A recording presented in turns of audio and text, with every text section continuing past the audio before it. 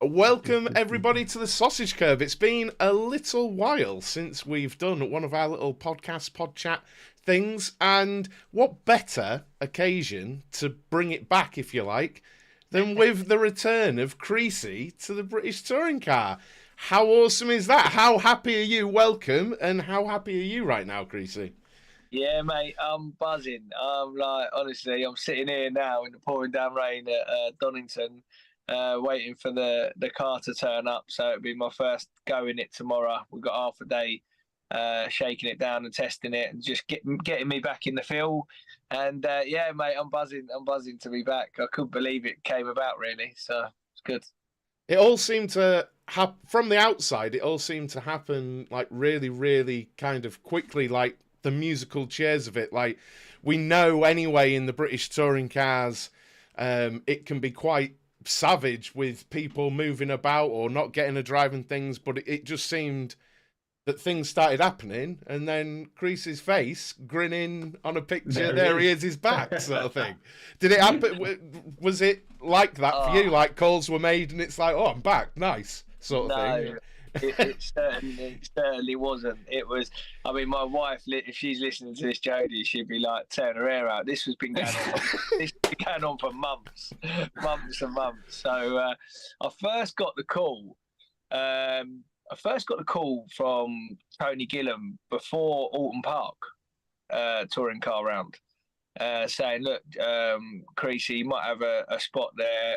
Jade's going to One Motorsport after Alton Park and in the summer break." Well, actually, yeah, it was like that. It was like that, and then so we knew that Will Powell was going. But they said to me it was before. That's it. They said, "Oh no, we need you to jump in next week at Alton Park." I said, "I can't." I said, "I'm at Snetterton with British GT," and I said, "So I can't do that." So then they had a conversation with Tony and Steve, and kept Will in the car for Alton Park. And then after that, it was apparent that it was Jade was going there. Then for some reason or another, Jade wasn't going there. So I was going to Honda at One Motorsport, and it was like bouncing backwards and forwards. And then I had like a few weeks to get some money together from my sponsors and stuff so I can secure the Honda seat. And then next thing I know, no, Jade's going to Honda, and then I was back going back to Team Hard. But then we came to the tyre test where I thought, yep, I'm back in the car. So I came up with Team Hard. I was looking around the garage. I knew Jade was going at that sort of point. So I was looking around the car, sort of, feeling the way with the team and stuff. And then the next thing, Tony on the way home said they tested that the new young lad, Daryl De Leon, and he done a great job in the car. Was a good, like, he's a good potential lad going forward. And I think if he gets his head round touring car, he'd be one to watch for the future. And Tony said, "Well, Mike, he loved it. He wants in, and we're going to sign him." So I thought, oh, here we go, like back out again. So Yeah. it's like, oh, okay, well, no, I'll just get my stuff together for next year, and and then the next thing, like he said to me, "Oh, like there might be another seat coming available." It said it all depends on what happens, over the next week or so. Because I think that needed to raise a bit more money for the team, because with Jade going and then the young lad coming in, there was some, it's halfway points. There's a lot of outlay with the engines and hybrids and stuff like that for teams. So it's a big, tough part of the year for the teams. Um, and and then they had a chat with Bobby, and it was a really mutual, chat. And they were like, "Look, Creasy's ready to go." And it made sense for everybody that I jumped in. And it again looking like Bobby was staying on the Saturday night. So I told my family, "Oh, look, this is it, it's game over." And then on the Sunday, I got a phone call from Tony, "Can you meet tomorrow on the Monday?" So I went up to HQ, and he said, "Look," he said, "how's it looking with your sponsors?" I said, "Yeah, it's all here, it's all ready to go." And then that's how I got the seat, really. So and then obviously that was last Monday. So I've been up trying to get all the car done. I've had my seat fit. We're getting race suits sent in from Italy and stuff like that with HRX. You know, and everyone's just done a mega job, and the car looks mint. There's a couple of little things that have gone a little bit wrong in the last couple of weeks, last week or so. But if our engineer Barry Plowman's left, that was Bobby's engineer that used to be with Matt Neal.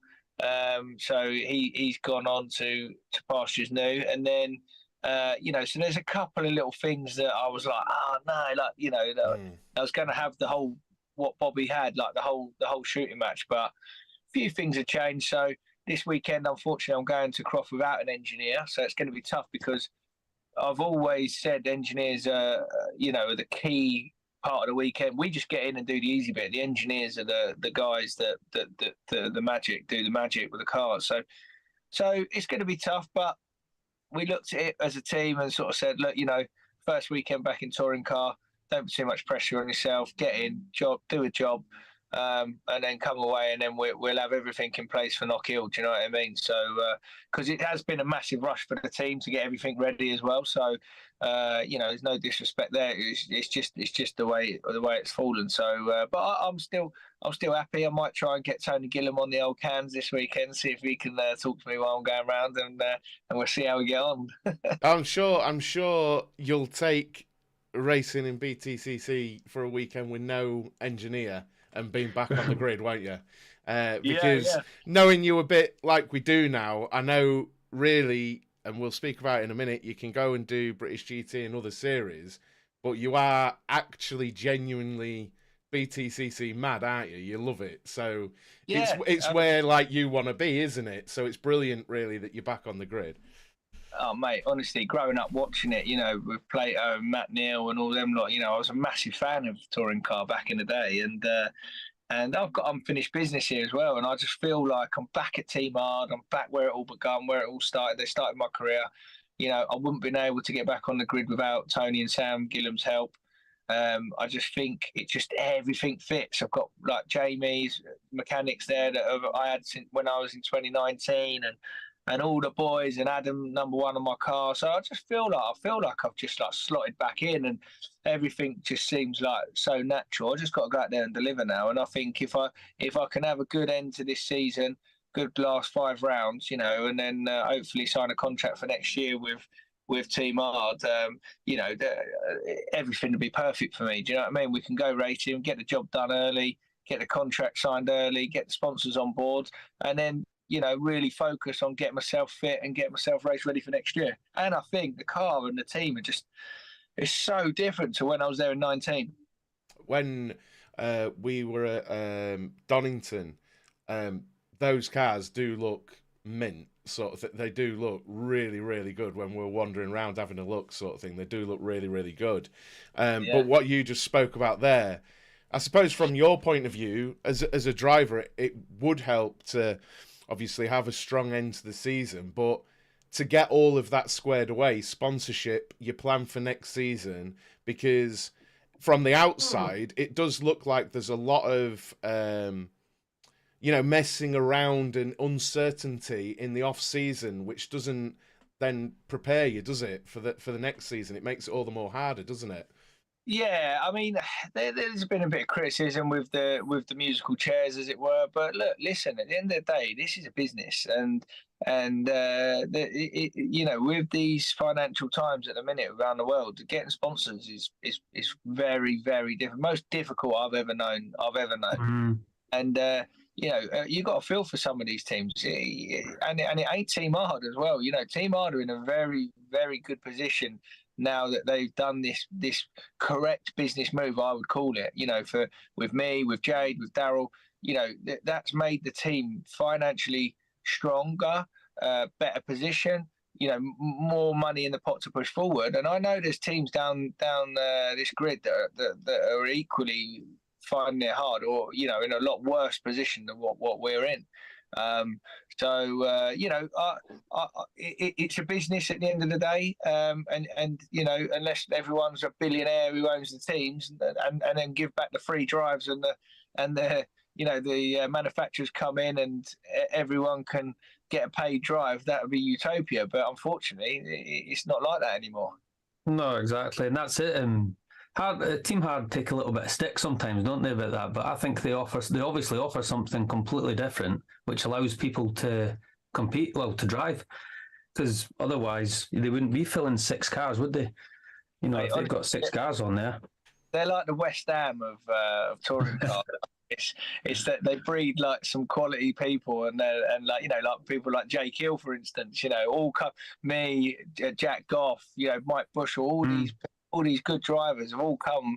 Bobby Thompson, all these people like from the stable of Team Hard. Do you know what I mean? And they've done a fantastic job. And you know, but I thought they bit off more than they could chew this year, running 6 cars. But you know, they've done it. They've done a fantastic job with Hamilton at Donington. You know, it was amazing in front of Lewis and everybody. It was great to see that.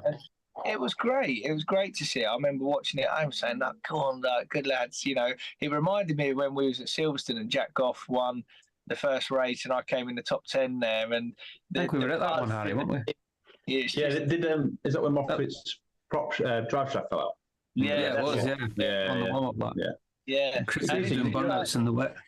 I remember that, watching it back, like people filming from in the garage, and it was the feel like, you know, the underdog. Everyone wants the underdog to win, don't they? Yeah. Oh, 100%. You know, everyone. And if I go to Croft this weekend and we've got a sniff, then 100% I'm having it. Do you know what I mean? Like, definitely. Yeah. It's not that. I mean, Dexter Patterson, he's leading the Jack Sears, isn't he? He's in the Cupra. And then you've got... Which is amazing. You know, I won the Jack Sears, and it'd be great. Bobby won it back last year in Team Hard. Yeah. It'd be great for Dexter to win. Yeah. A good record. In terms of the car you're in, Creesy, is it literally just you in Bobby's car? Is there anything changed? New engine? Any components that are different? Or are you actually straight in there with what you've got? There's a few differences, mate. I can't go into too much detail, but obviously there's a couple of things. You know, with Barry going, there's a couple of changes with the cars and with personnel and stuff like that. So we'll see. I think we're still in a good place. The car looks good. It looks solid all year. I don't think they've had to reinvent the wheel with it. I think they've just had to nibble it in the right direction at every different track, just to give it a sense of, you know, that might suit it there. But I don't think they're going end to the scale like we were last year in the Vauxhall. You know, we were like throwing Sank on it here and completely changing it here, and just to try and get the car to work at different places. But this Cupra looks very, very settled, very. It looks like it's got a good front end, it's good on the brakes, you know, good traction. So I think, you know, watching Bobby's lap back at Alton Park, I think putting it 4th in qualifying, it's a chassis circuit, Alton Park, and I think Croft is a little bit as well. So we know that there's a good chassis underneath the car, and that's what I'm hoping to put into practice at Croft. But you know, like I say, going to Croft. There's a couple of uncertainties, so we ain't got no pressure on us. We're going to go there, do the job, and then focus on Knockhill. Got a question from chat for you. Just asking if you enjoy Croft, and if so, is that a confidence boost, or would you have preferred another track? Is there another track that you'd have preferred as like a comeback track that you're comfortable with as a circuit? Yeah, it's a good question. I mean, Croft is proper scary. Yeah, it's a proper. It's so flat. It's so flat. And last time I raced there, I ended up in the cornfield coming through the gym class yeah, that was a proper. I think Tim Harvey put a brown moment. I think, and it definitely was from inside the car. And but no, I think, you know, for me, I don't really care where I get in and get out. Do you know what I mean? I like all the tracks on the touring car calendar. There's not one that I'd particularly dislike, and there's not one that I own. You know, Knockhill is one of my favourites, but Knockhill and Croft, I've never gone well there. And Snetterton, they're all the tracks that I like, and I've qualified quite well, and then got to racing. Qualified 6th in Croft in 2020, and which was my highest ever qualifying, and had three DNFs with engine failure. I didn't even start the first race. You know, we'd started the car and it had a water leak. We couldn't even get out. And then race 2, the engine went again, and then race 3. So, and then we had another 3 DNFs at Silverstone the following 2 weeks after that, with 3 engine failures in 2020. So I've just never had any luck, really. Knockhill, you just had terrible luck, didn't you? I remember at Knockhill. You were going well. And we then, were going really well. I And think then, you got tagged by Josh Cook or something coming back on the track, yeah, didn't you? yeah, couldn't believe it. Old Cookie, he's like one What's of he my mates. playing at? And he got duffed off, and he come back on, and I thought, well, you know, he was in the racing for the championship at the time, so I thought, you know, what are we doing here, Josh? Am I going to go or am I going to not go? And then so I got up the inside of him, and he sort of turned in, and I thought, okay, well, I should have just kept my foot flat, and we'd gone over the crest, and we'd have rubbed together, and then we would have got round, but I see Josh coming. I thought, I don't want to take him out here, and I've sort of backed off a little bit, which I shouldn't have done. Really, I should never have done that, which I'll never do again, by the way. So if he's watching, definitely, I don't care about it. Anyone this year, mate, I'm going flat out straight in. So I don't want to think that. And then basically, we sort of half spun, and then the tyre ripped off underneath us, didn't it? So Yeah, that was it. Yeah. We was up to 11th or 12th then, and then that just sort of ruins the weekend, especially at Knock Hill. But no, back to the original question. I think Croft will be all right. I think mixed conditions. I think the weather looks like it's going to be doing weird and wonderful stuff. And it was only in 19 that I ever used the different compounds. So in 2020, we never used it. In the COVID year, we run all mediums and only hard at Thruxton. 2022 last year, we only had the hard and the medium. So I haven't run the soft tyre for, since 19. So be interesting. So that for people who don't know, that's because this weekend at Croft they have to use all three compounds in all three races, isn't it? I was just going to ask you that. Is that this weekend? Yeah. I've been doing my homework. Don't you worry about it. I'll just be your engineer for the weekend. Yeah, get I'll wing it. Yeah. What are we going with for the next race? This weekend, so we got to use all three compounds, don't we? And we can pick what race we want to use it. Yeah, okay. So I think, What happens if just got the window if it's wet then? I'm not ready that far. Wet. You would get rid of the hard tyre if you were using the wet. Do you know what I mean? And then obviously wet in race 2, then you'd go soft or whatever. But because I remember watching Alton Park back, and they'd done that there. They thought that it was going to wet. It was going to be wet, didn't they? In race 3, so everyone used their soft and their medium, and then everyone was on hards. I think there was only 2 cars on softs, weren't there? Yeah. It's it makes it more interesting for us but it's just sometimes not entirely clear who's on what tyre. Well, I'm just going to try and stick it on pole and then use the softs in race 1 to get one race win, and then that'll be me. Job done. Job done. It's easy as that. All you need to do is pole, and that's all you need to do, and then just win. Like pole and win. And if I do that, I might even just retire. I might even just nick a Rosberg. I'm done. I'm done. Literally, don't even bother going out for race 2 and 3 or the rest of the year. Just get out of the car and go, there you go. Touring cars completed it, mate. We've got another question, Creesy, which ties us in nicely actually to what you've been doing recently. How have you got your fitness levels up to cover the requirements this weekend? Yeah, I mean, to be honest, I was quite fit anyway, and I've been doing in the GTs. I've done an hour and 15 minutes at Silverstone, and that's the longest and the hottest I've ever been in a racing car. And it was very hot that weekend, and we had the fire as well. And stuff like that, and I feel like I got through them, and I got out. And don't get me wrong, I was a little bit like, know that I've done some work there, but I was fine. So I think for me to get back in doing these half-hour races or 20-minute races, whatever they are, and I think I'll be fine with that. And I've dropped some weight.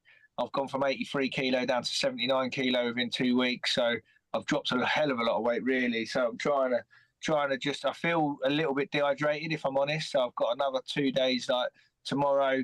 All I'll be doing is sort of just working on rehydrating, ready for Friday.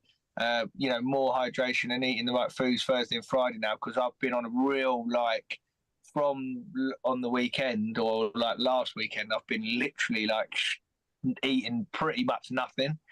And it's not, and I'm not saying that's the way you need to do it, but I needed to do it just to get to where I need to be now. Do you know what I mean? So back in. Yeah. I mean, I've literally just got here now. I had a bowl of Frosties just to sort of pick myself back up, and that'd be my tea for tonight. And I had some beans on toast earlier before I left. Jodie made me, so that's all I've had today. So, but tomorrow I'll be back. Eating the right foods, drinking lots of water. we got 0.8% on this year. I don't know if you boys have seen that. My new sponsor, the mineral water in a cardboard box with a sugarcane nice. lid. So we currently, I'm now part of that business, and as a brand ambassador, and we've now got that water into the championship. So his touring car have taken the water on. It's a great product. You've got to have a look at it when you come. You'll probably see it anyway. You probably have seen it. And good news, we've got it into obviously Craft and up at Knockhill and Thruxton and all that now. And also Alan Gow's helped us with this last weekend at Hungarian Grand Prix was the first time we've taken over the Formula One. So the water's now into Formula One. That's great, yeah. And they've knocked the Cano water on the head and using our product now. So all goes for sustainable, carbon footprint for Formula One as well, because complete plastic free with the sugarcane lid. So everybody seems to like that idea we've got. And 0.8% is the naming of it is because all the water in the world that you see, only 0.8% of it's drinkable. So it's such a mad fact if you actually No. under 1% of the world, it's crazy. Yeah, it's mad. There's a mad stat in it. That I think I've seen it somewhere. I think I did. The chap, is it Tom Clarkson, who does a lot of F1 stuff? I think I've heard him speaking about that water. Maybe on his podcast. I think he'd mentioned it. Yeah, I think he'd mentioned it. Oh wow! I actually think I'll have to try and find it. But he was talking about this sustainable water thing. He was on about it. I can't remember. It might have been on that podcast. But what you're saying there, it all rings a bell. It's just a great little product. Do you know what I mean? And the guy that owns the business, I went to school with him, and one of my best mate Asa, he's got me and him are best mates, and then his other Harry Schoff, and his other best mate is a guy I used to go to school with, and he was like, "Do you want to go skiing in February?" I don't know if you guys remember on the social. Oh yeah, I saw you going skiing. Yeah, and jumped in the car, and there was a couple of waters, and the lad went, there's a water there. That's my business. Have a look at it. And so I drank the water, and I was like, "Yeah, it's nice water." I was like, "Well, what's the unique selling point of this?" And he went, "Well, it's plastic free." And obviously, rang a bell in my head that touring car gone complete plastic free in the pit lane, down. And last year it was a pain because we had them big water tubs. We were having to drink out of cardboard cups, you know what I mean? And they couldn't carry the water. Like, you only get that much water in a cup, don't you? And I was like, put two and two together. I made a phone call to Alan Gow and said, "Look, I've got this product. Can we have a look at it?" And he loved it. And now it's in BTCC, and then it's just gone from strength to strength. And I think it's another great thing, to go alongside my long-term sponsors, Clever Baggers, who make the cotton bags. I'm very in touch with that sustainable side now. So, and every pallet's bought of the water. We plant 10 trees for it. Next year there'll be limited edition Creesy bottles coming out. With all like the signatures, and we'll be selling them at all MSV. And all tracks next year at the touring car. So we'll be doing a load of signing and a load of giveaways, and we're looking at doing a sponsorship for pole position as well, and giving £1,000 away to the drivers who actually get pole, which will bring more interest into the sport as well, and more competitiveness in qualifying. To grab that grand at the end of the session. Yeah. So it'd be mega. It's a good idea. That's someone in chat said that Harry was that impressed. He's away in the shops to buy some. He's gone to buy some. Oh, he was that bored. He's left. Oh, he's back. He's back. Let me just. He's back. Yeah. There we go. He's probably lost signal sitting in that wicker basket. Or he was back. I clicked to let him in. Oh, there he is. He'll be coming. There's quite a lot of people in chat, really, asking lots of questions. There are. Fulton. Oh, sorry, go on. Sorry, Scotty Fulton. He's saying the main question is he ready for his wee number one Scottish fan on Sunday? Yeah, mate. He's Scotty. So yeah, no, I can't wait. I didn't know they were coming to Croft. I thought I'd see him up at Knockhill, but yeah, no, it's going to be good to catch up with all the old fans. I mean, I think you'll be busy. Harry, get out of that wicker basket, and then your signal might improve. So he's still gone. No, I think it was good. I mean, I've got a lot of different fans and people at GTs, but you know, a lot of my fans are all in touring cars. You know what I mean? So it's going to be good to come back and see some old faces.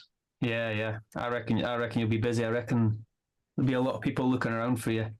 It's the second half of the season. It's been fantastic. Anyway, like seeing you race elsewhere as well. I mean, it was, you know, disappointing one of the results, but seeing you at Monza, that was a super cool just situation. It was like, hang on, Crees is at Monza. He's at Monza now? That's awesome. How was that? Because I'm always interested in that, because obviously we did this when you were at Monaco, and that was awesome as well. Just getting to race there. How was the experience of just going over there and being at Monza? And well, I got to be honest. I mean, it was a massive shout out to Elite and Eddie Ives, because what had happened was, obviously I've gone into GT racing as a bronze driver. And for people who don't know that, there's gold, silver, and bronze, and I was a silver driver. And I wrote a letter. You know, I'm not a professional driver. It's not my job. I don't. You know, I've got other jobs. I don't get paid to do this. And they downgraded me to a bronze. And me being me in that situation, so the value of a driver to be a fast bronze like a Rick Parfitt, it makes you really valuable in GT world. If you can get within half a second or 0.8 of your pro, then you've got a massive advantage as a pro-am, because you get like a 15-second time ahead of silvers. So basically, when they made me bronze, I was sort of like, people were like sort of saying, "Wow, like Creesy's a bronze. Let's have a look at him and get him involved." You know what I mean?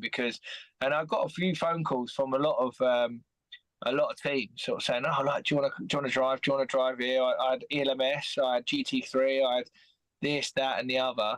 But obviously, I hadn't proved myself in GT, so people still wanted a lot of budget from me, as thinking I was a bronze, like a gentleman driver.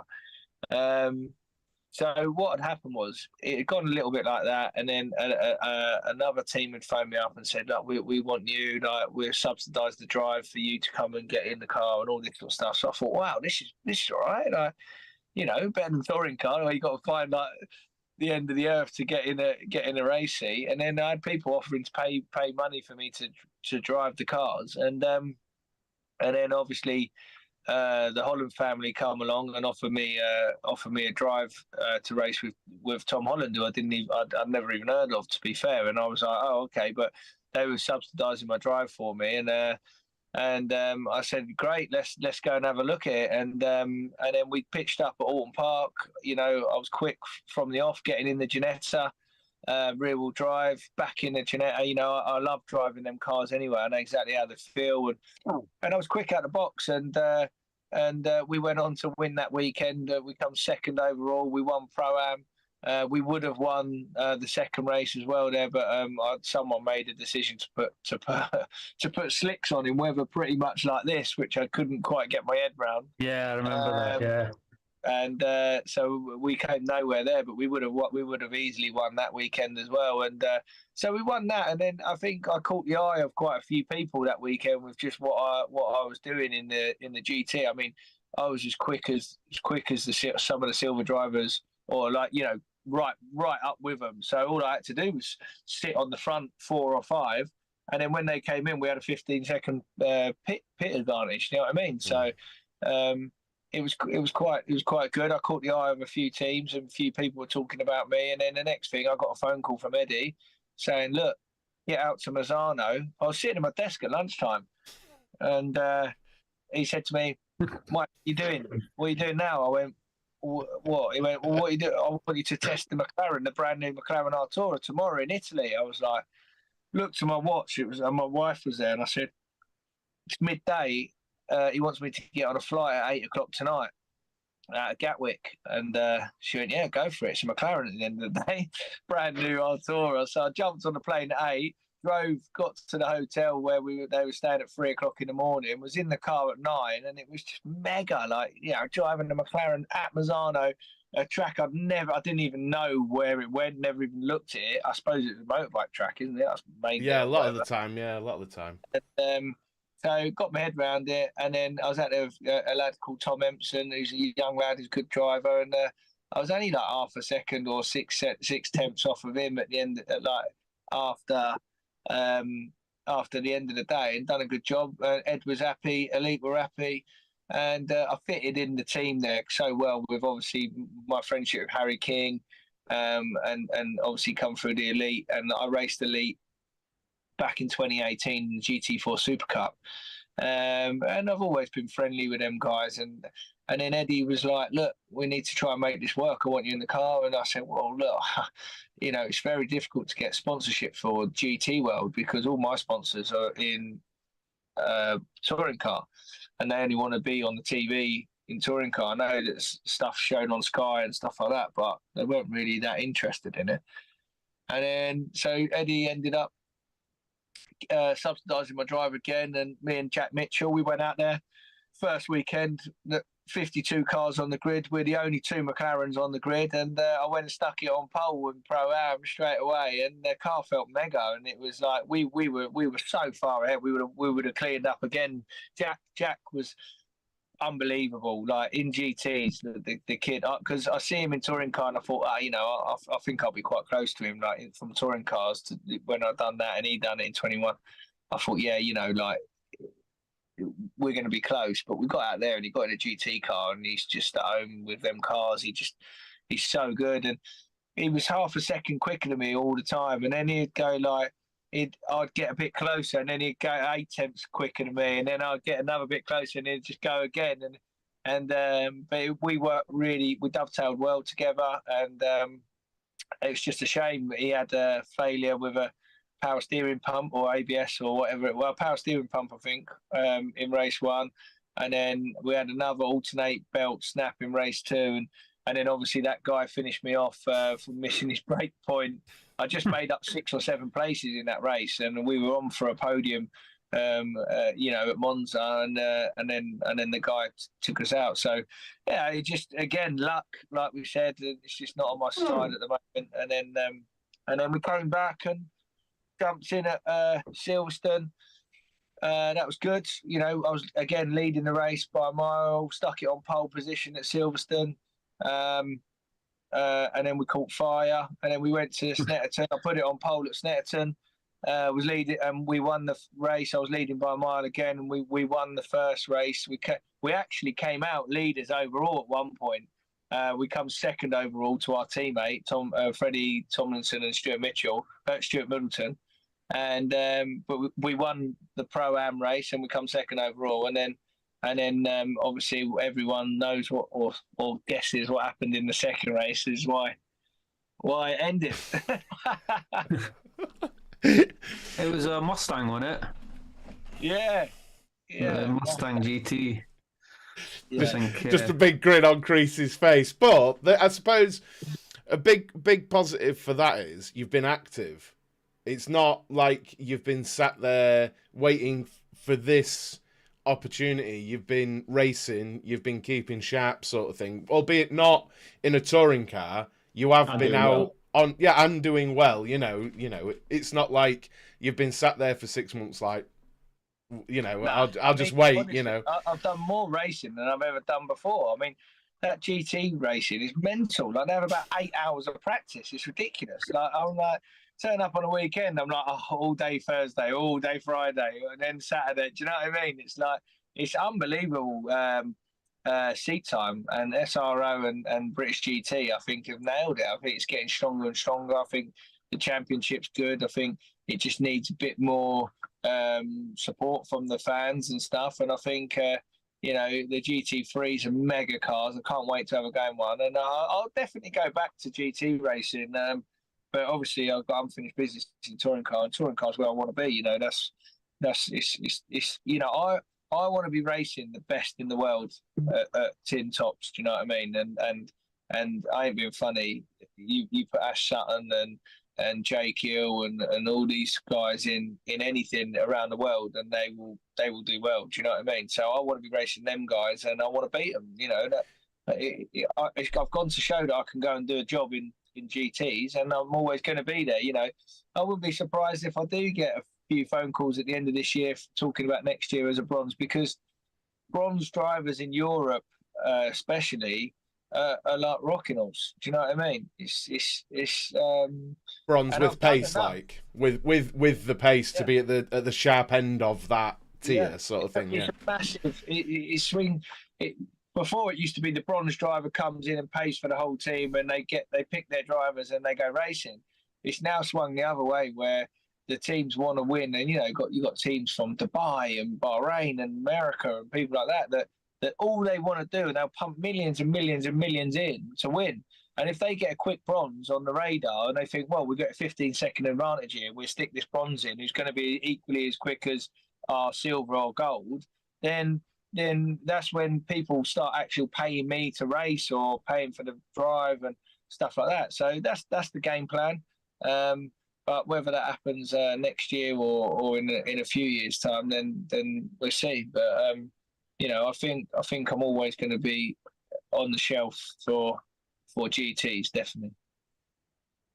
Well, they seem to suit you, don't they? They do actually seem to suit you. Every time you've stepped foot in it, you've seemed to had pace, and it has been with. It seems to be a theme. But look, and I said before we went live that this second half of the touring car season, as well as just your own good form, I'm hoping you get some of the luck you're owed, because you are owed some sort of thing. You just are. If I was owed some, I hope it comes now, because this is where I need it, to show the fans and the sponsors and all the people that supported me over all the years. I just want to give them something back. I want to give them something to remember and watch. And I've come a long way since being that young lad that's just happy to be there. I actually want to win now. Do you know what I mean? I'm fed up with it now. So one of my mates said to me earlier, slowly catch a monkey. I said, well, I've been slowly for the last 3 years. So I want to catch the monkey this year. So I'm not being funny. I absolutely love what you just said. I love that, because someone in chat says that this is the most enthused Creesy they've seen. And I actually agree. You have got something about you that's like, I want to get at this. And now, ready to go. Yeah, and you just saying, now I'm here to win. I love that. I love that. I suppose, to do it. You can. I suppose you know what you're getting into, don't you? You know the BTCC inside out now. You've been around it enough, so.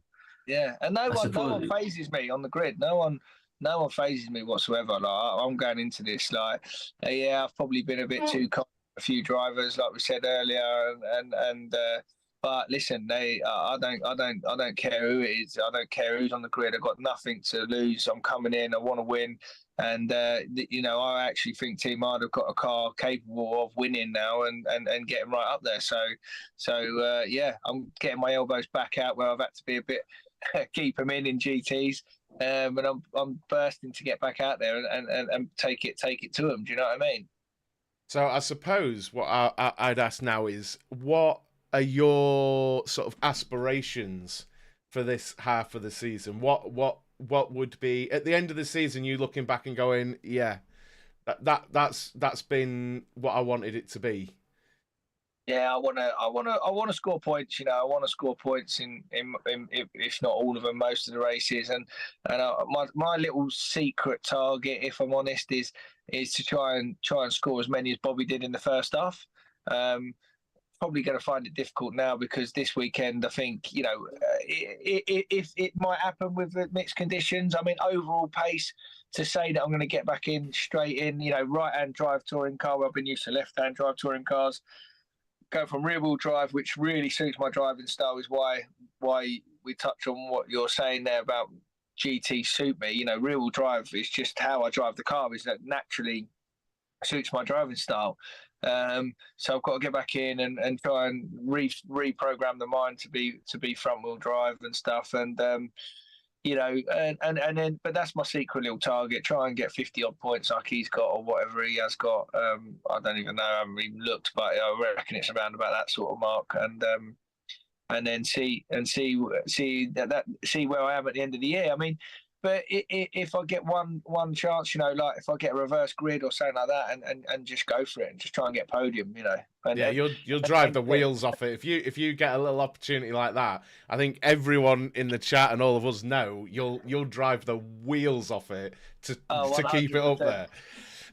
Honestly, mate, I've been dreaming of this the last couple of days. I was thinking, I was thinking the other day after one at Croft, where am I going to stop and get out of the car and all this? Do you know what I mean? It's 52 points. 52 points. You can do that. But saying that, even if you go down, Aaron Taylor-Smith's on 52 points as well, but Sam Osborne's on 37 points in that Focus. That wouldn't be a bad. You could beat that, and he's in that Focus. That would be that Focus. A decent go. It's a proper car this year. I mean, it is. Looks brilliant. But I mean, it's just, look. At the end of the day, I'm going out there. I'm going to enjoy it. I'm going to try and do my best for the team because they all work so hard, and and that's what I'm going to do. So I think you'll beat Will Powell's points. What's he got? 0. So he's not going to get any more, I don't think, because he was dismissed, wasn't he, for some reason? Yeah. I mean, Will's from what I know, Will's a nice bloke. I've always got on with him, but I don't really know the politics. And obviously, I was distant from touring car, so I'm sure I'll hear on the jungle drums this weekend what's going on. But like I say, I'm there for myself. I'm there for my family. I'm there for Team Hard. And like I say, I'm so focused on just getting out there and doing a job. And I want what Bobby's had. I want that podium. I want that. Want to be up there. I want to be battling with the front. I want to be on the TV. Everyone's shouting at it and getting their messages when you get home and stuff. That's what I want. So I'm dedicated. And I honestly, I've been over data. I've been doing data in the last couple of weeks. I've been watching every single pole app from however many years ago, Andrew Jordan, Colin Turkington, you know what I mean? I've been watching Bobby's lap there from last year and been going over stats and bits and pieces and I'm just living the dream at the minute, getting back in there and like I say, I've never felt like this about touring car, and I know I've got it all to take. Do you know what I mean? We're buzzing to have you back. 100%. I mean, if we didn't already have an excuse, we now have an excuse to go to every race the rest of the season. I mean, you're going to Croft, aren't you, John? We're going to Knock Hill. Yeah, meeting a friend at Croft, so I'll be at Croft at the weekend. Yeah, good lad. Saturday and Sunday we'll be there. So yeah, this is not like, and I'm not saying now I'm back or whatever, but last couple of touring car, I went to Thruxton, I went to Snetterton. It just seemed a little bit flat. Like, it didn't seem like the drivers were interacting with the fans. It didn't seem like they don't have the fans going out on the truck around the track and waving at everyone and all this sort of stuff like they used to. And I don't know. It just seemed a little bit. So a lot of messages that I've been getting since I've been back is that to have a character back in a touring car. I think win, lose or draw. I think people just want to see that side of people, don't they? I think so, 100%, and I think even with Parfit, even though he was right in the doldrums last season and he hated it, he was still massive with the fans, wasn't he? So really interactive, and the fans loved him, and so I think they lost you. There's obviously dynamics aren't there this season, and they have a huge following, don't they? Yeah. So Jason Plato, Matt Neal, Plato and bits of that. So I think everyone did get. Maybe it is a little bit flat this season. So maybe it's quite a good thing to get. I think it's because you always give the impression, and actually are, you're really relatable and approachable. You know what I mean? You're not. I'm a racing driver. You know, you're not like that at all. You're 100. Well, what was it? Your mate drinking off a bloody slider or whatever it was. you know what I mean? And I think that's one big thing. And Parfit, he was really good. We had him on, and he was a good chat and everything. And he was approachable, and he liked chatting to people and stuff as well. And I think it does bring something to the sport, because if you look at stuff like Formula One, they're just in their own thing. Very clinical, isn't it? They're in their own thing, but. I was amazed the first time I came to British Touring Car. It was before we'd ever spoken. Just walking around, just the fan interaction is crazy to people who might only be used to watching something like Formula One. And it's just, this is my normal little plug of everyone should go to British touring car races, because you get a full day of racing and you get to walk up to people like Creesy and say hello, basically. Yeah, I've never noticed nothing like it. I mean, when I raced for Porsche on the Formula One paddock, you couldn't even get near it. Do you know what I mean? Obviously, when we race there and we get to go in the paddock and we get to, we get our cars are outside the garages and stuff like that. Yeah, that's fine. But apart from that, unless you've got a ticket, you ain't getting anywhere near it. Do you know what I mean? You ain't getting nowhere near the drivers. Even when they park up their cars and stuff like that. But touring car, that's why we get 40,000 fans. You know what I mean? And we get because it's so accessible and the tracks are great. You can see load of the tracks, can't you? Really, from some vantage point. And it's as you mentioned earlier about Hamilton at Donington.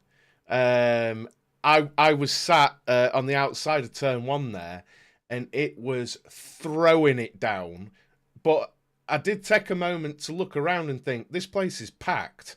Like, no one was like, oh, it's raining. The crowd, it was still big, but it's definitely all the better for having you back on the grid, definitely, because I know this weekend, I'm going to be shouting stuff at my telly, and the missus is definitely going to be going, is your mate racing again? I'll be like, yeah, he's there. Because she always does it.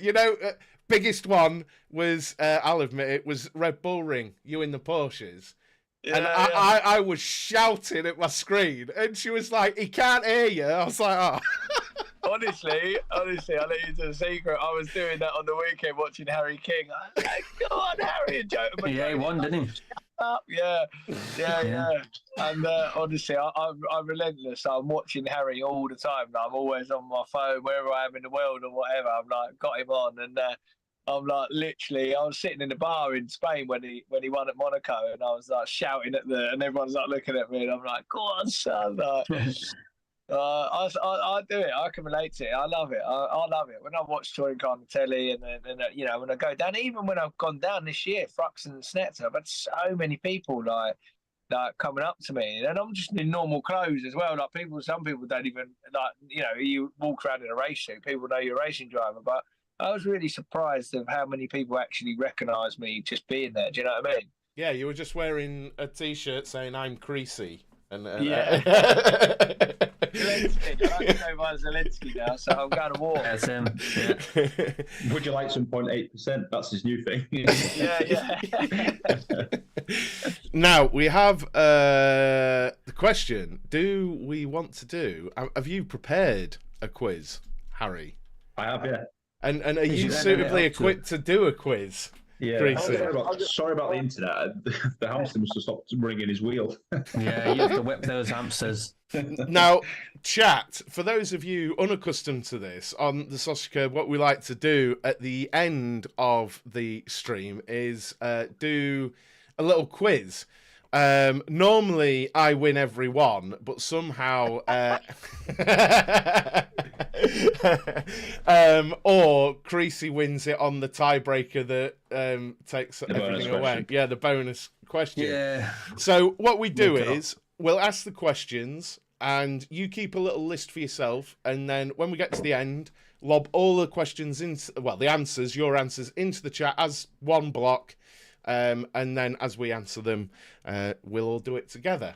If that made sense. It's a while since I've introduced that. Probably didn't make any sense. He got enough post-its there. That's the most prepared he's ever been. I don't even know where I've found this in the camper. He's signing post-its this weekend. Yeah. Dave's still asking for his door, by the way, Creesy. Look at this, what I found. Oh, yeah, I've got it in the garage. Look at this, what I found, right? This was the original. Yeah, but the original, because what they've done was they printed DDS Demolition, and Creesy, because this was the first cap they ever made, but they made it that big. Creesy 777. I was like, nah, that's no good. So it was never ever worn. But that was the first ever cap I had for a touring car. And I found it in the camper earlier. So, yeah. I mean, obviously, after that they made it a lot bigger and stuff like that. But yeah, there ain't one. That's the one off. That is Right. Full of all kinds of treasures, his camper. Yeah, it looks it. We could give it to the winner of the shit quiz, but it's too good for that. You'd probably be keeping it, right, Creesy, then. Yeah, where's your chauffeur? What? Drew? Yeah. Yeah, he's not. He's coming up Friday. All right. Okay. Big Drew. Right then, shall we? Get how many questions? I've got to shout out to my little boy Hugo. He's watching as well on YouTube. He's been texting me going, Dad, please. Yeah. And Bonnie. The little one. 5 questions, and obviously the bonus question, regardless of the outcome. Oh. And the first question is actually it's been ruined a little bit by John. Oh, thanks. I'll So get if it you've wrong. been paying attention, it's an easy question. So the question 1: who is currently top of the Jack Sears Trophy? Yes. Richard, look Oh at no! I was clearly reading the chat at that point. Oh my This god! is funny because I actually told Creesy this one. He didn't know, did he? No. I'm going to put the old faithful answer in for that one. Jack Butel. No, we're not mentioning him again, are we? Well, that is my answer now, but yeah. Right, okay, ready? Question 2. So Red Bull broke a new F1 record, winning 12 races on the bounce at the Hungaroring. But who held the record previously? Oh, Oh, And for a bonus point, if you can tell me what season it was, what year the season it was, you get another point. Well, on the bounce. Yeah. So who was the previous record holder? It's pretty mental, isn't it? I think they'll win all. By the way, I think they'll win every single race this year. there's no reason not to with that car, but that's another thing. That's another debate, isn't it? That is another podcast. That is an entire podcast on its own, and people mad at me generally. well, that's a good question. That. So I want 2 answers off here. I want the team and I want the year, please. And the driver. Yeah. And the driver. I don't know the driver, so it's a shit quiz, Creasy. I haven't got all the answers. Oh, okay. He's wanting an extra point, and that's what it is. Yeah. He'll come up with another question later that he's got the answer for an extra. I've missed it.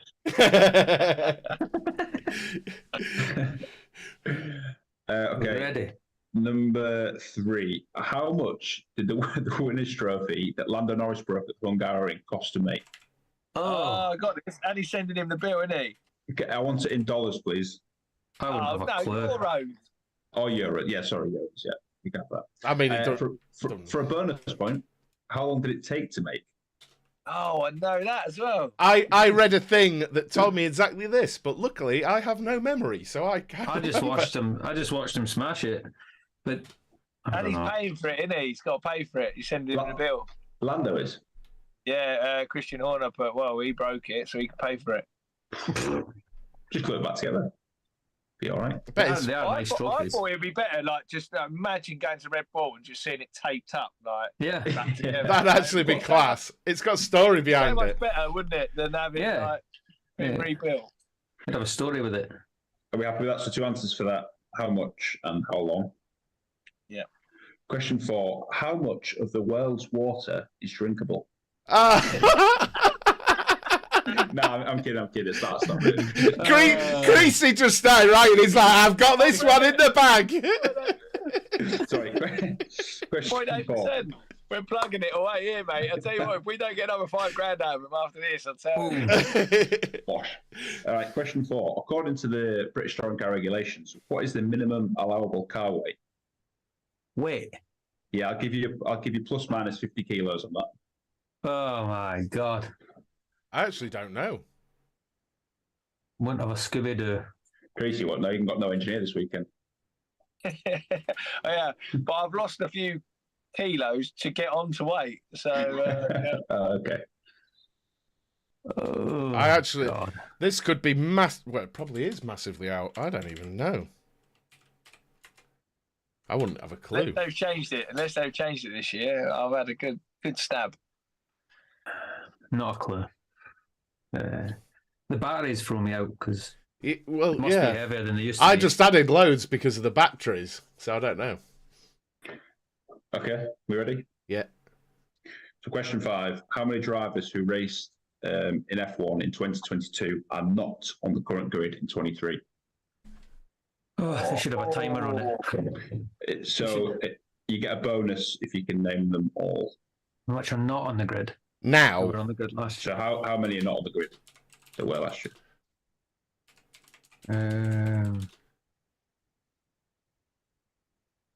What? Yeah, but there's a discrepancy there, isn't there? There isn't. One of them just come back this week. So is he on the grid or is he off the grid? he's getting there with it. He's getting there with it. I like it. I thought someone might trip up on that, but Creasy's done me in. It's funny because that was the first answer I wrote. I never even thought about the technicalities behind it. Jesus I can Christ. only think of one.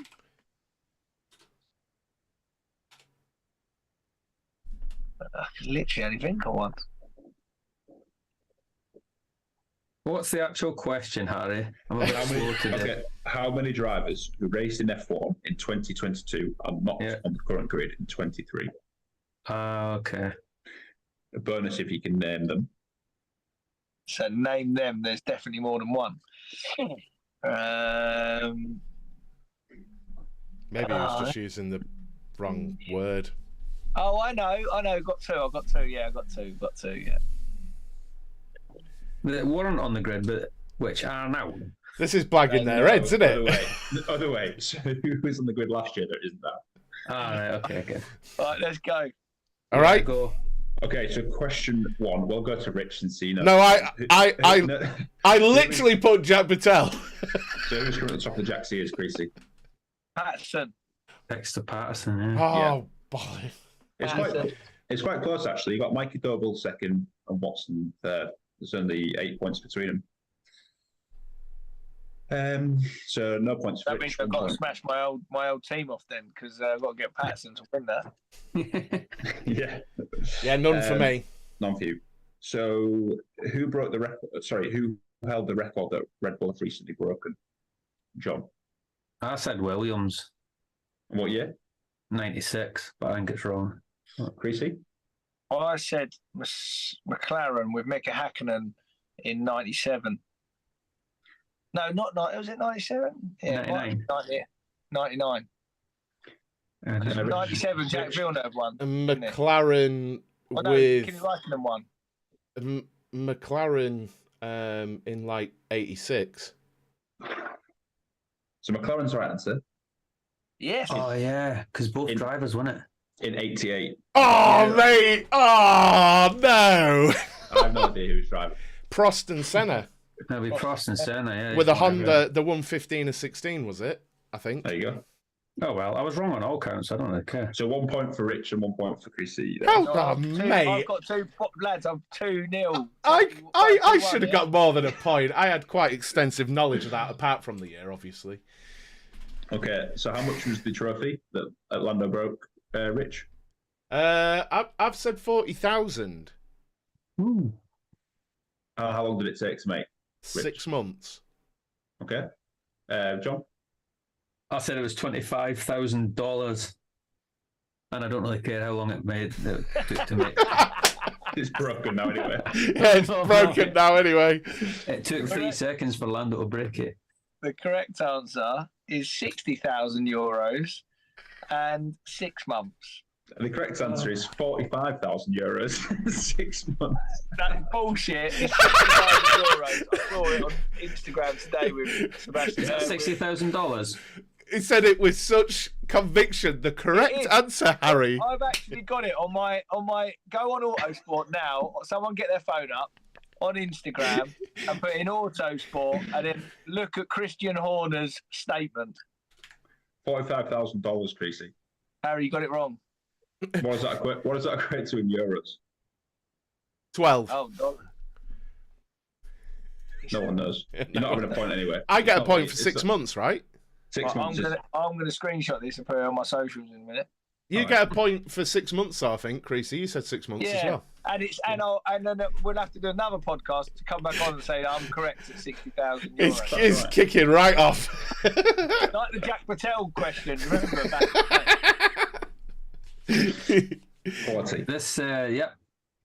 It's definitely not much has changed. Anyone on Sorry. the chat? Has anyone on the chat put 60,000 euros? No, someone said 80,000 2 months, 40k 600 hours, 30,000 euros and 150 hours. So no. I might have a quick look on. I might have a quick look on Autosport. Idiots. Everyone's just wrong. Creasy. You're all wrong. Go on your phone and put Autosport on Instagram and look at Christian Horner's statement about Lando paying for it. I don't think I've ever seen you so confident with an answer. The correct answer, Harry, is. You know what the real question is if Red Bull are allowed to put it towards their cost cap. Yeah. Well, he did have Wait, a bite big them in a barbecue, little. didn't he? On the Silverstone weekend, he invited all the did. drivers. He had a big barbecue, the lad. I bet that cost him at least 2.5 million. But Nah, they're all the size of mice. They only eat about half a chipolata each. Yeah. I don't say anything about it being 60 grand. someone's backing up Creasy in chat. I will say that. Told ya. See, that's euros though, isn't it? So Look, let's not get bogged down on the fact that Creasy was wrong. Yeah, listen, I'm actually, still leading the quiz anyway, so let's just let's the move thing on. is, it doesn't matter because I'm a quizmaster, so I can decide what the right answer is. Can't I? It was 12 quid. There is that. According to the British Touring Car regulations, what is the minimum allowable car weight? Michael Crees. Minimum. I've got 1,350 kilos, but I put 1,300 and then I went to 50. Oh, I've got the same answer as them just before anyone else answers. What are you saying? Which 1350? doesn't 1350, which doesn't help me. Don't It's bother probably with more me. than that, you know. Don't bother No, with me. I think rings a bell. It's around that. Is this before the driver? Rich? No, No. I said I 900, think it's so. It's 1280. Oh, So no. See- 1,300. You gave me 50, so 1,300. So that's the point. No, well, Another point. what's that noise? Right. How many drivers who raced in F1 in 2022 are not on the current 23 grid? Anyone Four. reckon they've got it? 4. I've got 3. Okay, Creasy. I've only got 2. Oh, fuck. Right. Oh, I've messed this up. The answer is 3. So, John, you tell me your 4.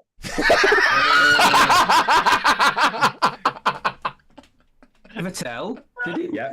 Yeah. Jack Patel, did he say? Vettel. Vettel, yeah, that's 1 point. Did Kimi Räikkönen, was he there last year or did he retire the year before? Kimi. Year before, I think. Oh, because I had Latifi and Schumacher Yeah. and, That's it. and Kimi. Oh, so Kimi's fucked us out. There was Ricardo, but obviously he's come back. So Yeah, I've scored him out. you've got. Is the answer actually not 4? Why? De Vries. I got Patel, Latifi, and that was it. He raced a race last year. He wasn't in the. Yeah, but a full I'm Ah. just saying. I'm just saying. That's what I meant instead of Kimi, actually. What are you saying, Rich? He's messed it up again. Yeah, he's got another one wrong. full season. And Full season. if you've never been in this before, this is why it's called the shit quiz.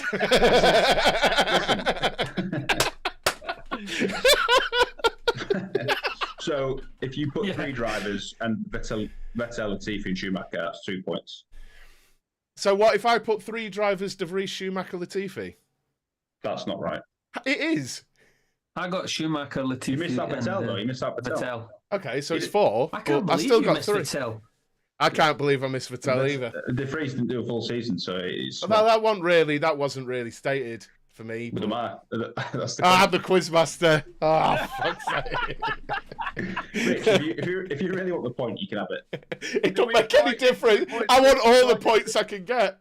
Do I get 2 points for Patel and Latifi? No, you had to have all 3 for a point. Oh, so I don't even get a point. So, Oh no, did I get all 3? I got all 3 because I said 4.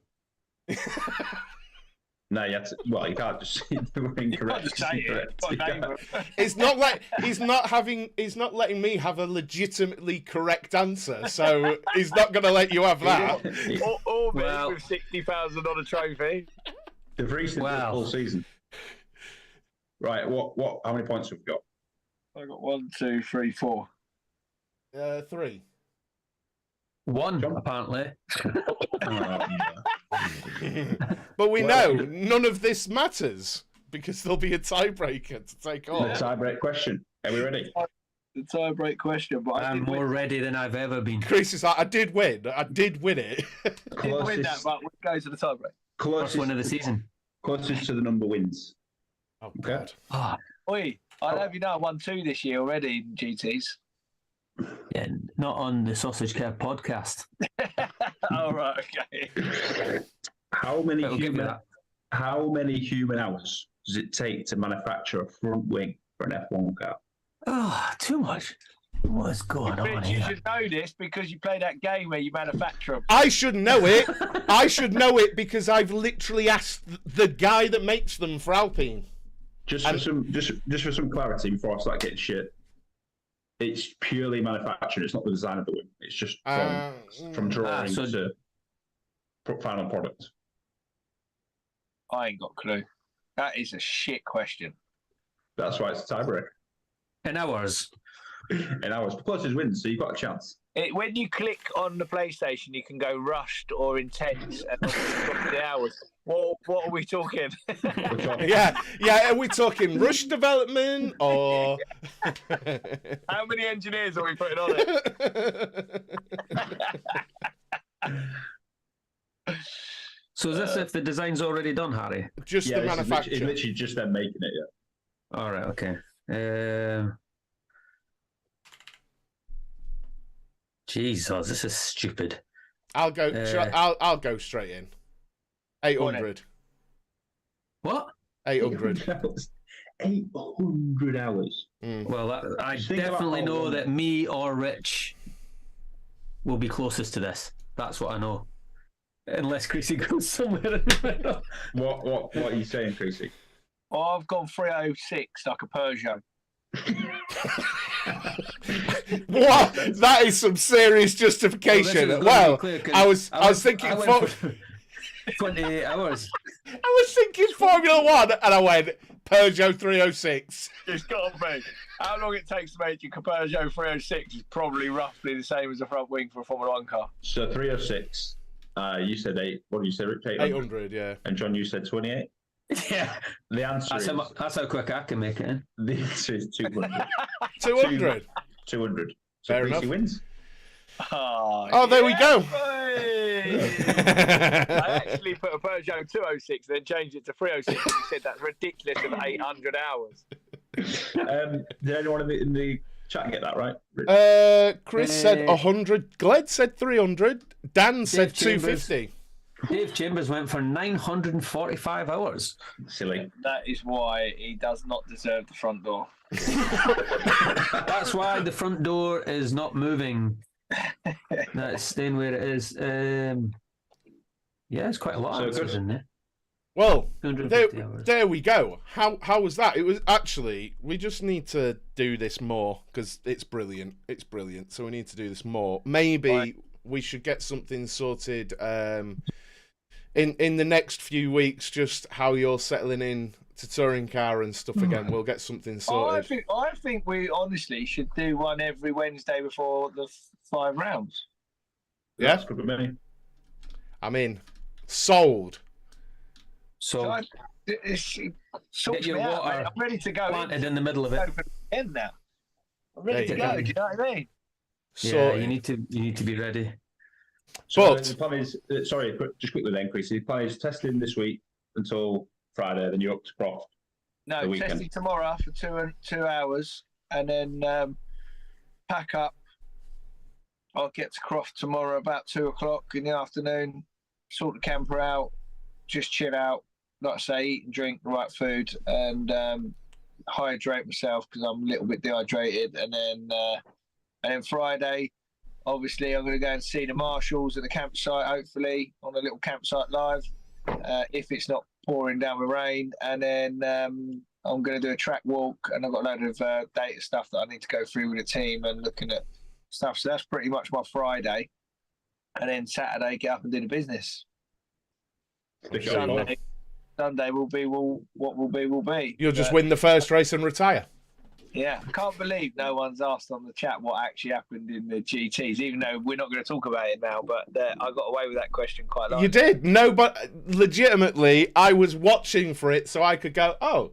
I was scrolling. They've asked, not me.